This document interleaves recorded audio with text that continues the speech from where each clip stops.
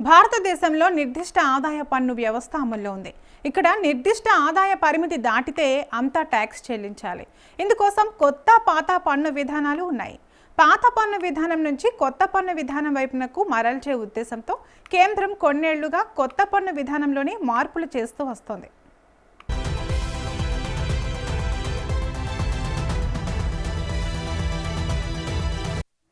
ఇక్కడ తక్కువ పన్ను స్లాబులు ఉండటం సహా పన్ను కూడా తక్కువే పడుతుంది. కొత్త పన్ను విధానంలో వేతన జీవులకు స్టాండర్డ్ డిడక్షన్ 75,000తో కలిపి 12.75 లక్షల వరకు ట్యాక్స్ పడదు. అదే పాత పన్ను విధానంలో ఇది 5.50 లక్షలుగానే ఉన్నప్పటికీ ఇక్కడ చాలా పన్ను మినహాయింపు ప్రయోజనాలుంటాయి.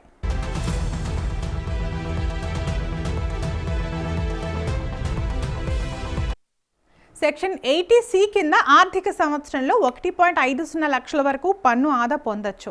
పీపీఎఫ్, ఎన్పీఎస్ వంటి పథకాల్లో పెట్టుబడులపై, హెల్త్ ఇన్సూరెన్స్ ప్రీమియంపై, హోమ్ లోన్ వడ్డీపై ఇలా చాలా ప్రయోజనాలు ఉన్నాయని ఆ పన్ను విధానాన్ని ఎంచుకునే వారి సంఖ్య ఎక్కువే.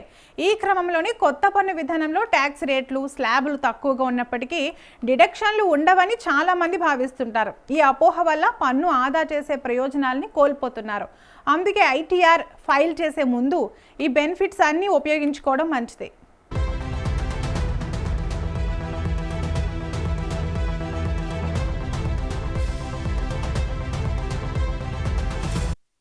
వాస్తవానికి పాత పన్ను విధానంలో లభించే section 80C, house rent allowance, LTA, section 80D వంటి మినహాయింపులు లేకపోయినా ఇక్కడ కూడా కొన్ని డిడక్షన్లు అందుబాటులో ఉన్నాయి. వీటిని సరిగ్గా వినియోగించుకుంటే పన్ను భారం తగ్గించుకునే వీలుంటుంది. మరి ఇప్పుడు మనం కొత్త పన్ను విధానంలో పన్ను తగ్గించుకునేందుకు ఏమేమి ఆప్షన్లు ఉన్నాయనేది తెలుసుకుందాం.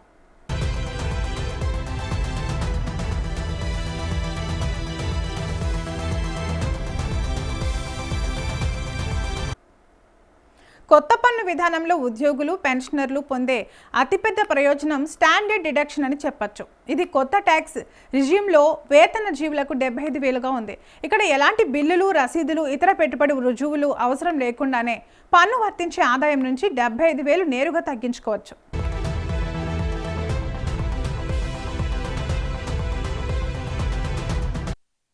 ఈ ప్రామాణిక వర్తింపును ఉదాహరణ ద్వారా తెలుసుకుందాం. ఒక ఉద్యోగి వార్షిక వేతనం 15 లక్షలుగా ఉందనుకోండి. అక్కడ స్టాండర్డ్ డిడక్షన్ 75,000 నేరుగా తీసేయచ్చు.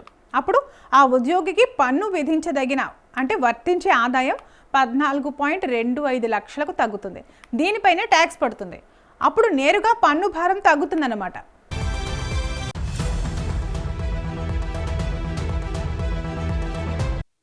కొత్త పన్ను విధానంలో పన్ను మినహాయింపు పొందే అవకాశం కల్పించే మరొక ఆప్షన్ ఎన్పీఎస్. ఇక్కడ సెక్షన్ 80CCD2 కింద యజమాని ఉద్యోగి ఎన్పీఎస్ టైర్ 1 ఖాతాలో జమ చేసే మొత్తంపై డిడక్షన్ వస్తుంది. ఇక్కడ ఉద్యోగి ప్రాథమిక జీతం, డియర్నెస్ అలవెన్స్ కలిపిన మొత్తంలో 14% వరకు ట్యాక్స్ డిడక్షన్ పొందొచ్చు.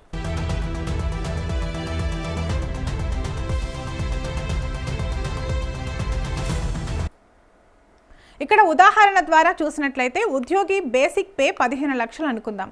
ఇక్కడ యజమాని ఎన్పీఎస్లో 1.4 లక్షలు జమ చేసినట్లయితే ఇది 14%కి సమానం కాబట్టి ఆ మొత్తాన్ని క్లెయిమ్ చేసుకోవచ్చు. ఇది స్టాండర్డ్ డిడక్షన్కు అదనంగా లభించే బెనిఫిట్. అప్పుడు 10 లక్షల నుంచి 14 లక్షల రూపాయల వరకు నేరుగా తగ్గుతుంది. ఇంకా స్టాండర్డ్ డిడక్షన్ కింద 75,000 మళ్ళీ తగ్గుతుంది.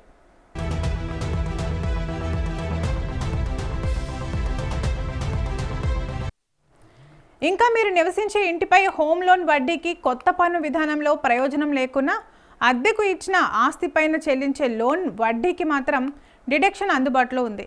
సెక్షన్ 24B ప్రకారం అద్దెకు ఇచ్చిన ఇంటి కోసం తీసుకున్న లోన్పై చెల్లించే వడ్డీ మొత్తాన్ని మీరు పన్ను వర్తించే ఆదాయం నుంచి తగ్గించుకోవచ్చు. దీనిపై ఎలాంటి ప్రత్యేక పరిమితి లేదు.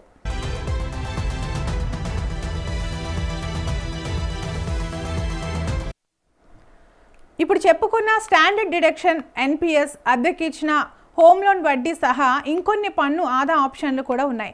కుటుంబ పెన్షన్ పైన 25,000 వరకు డిడక్షన్ పొందొచ్చు. అగ్నివీర్ కార్పస్ ఫండ్ కింద మినహాయింపులు ఉంటాయి. వికలాంగులైన ఉద్యోగులకు కొన్ని స్పెషల్ అలవెన్స్లు, అధికారిక ట్రావెల్ అలవెన్స్లు వంటి కొన్ని అదనపు ప్రయోజనాలు పొందొచ్చు.